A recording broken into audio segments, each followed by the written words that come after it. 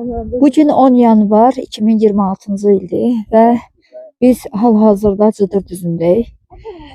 Cıdır düzü çox gözəldir, yəni. Hava da çox gözəldir.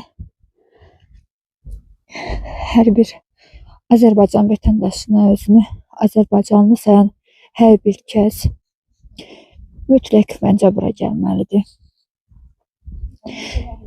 Bu böyük səltənətdir.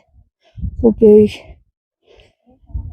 əzəmətli qayalardır ki, bu qayalarda bizim əsgərlərimiz olub, bu qayalarda bizim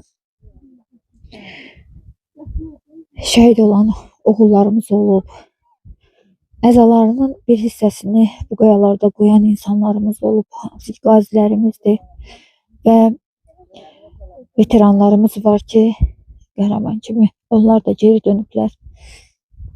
Yəni mütləq ki, mütləq hər bir Azərbaycanlı gəlib görməlidir bizim bu möhtəşəm Cıdır düzünü.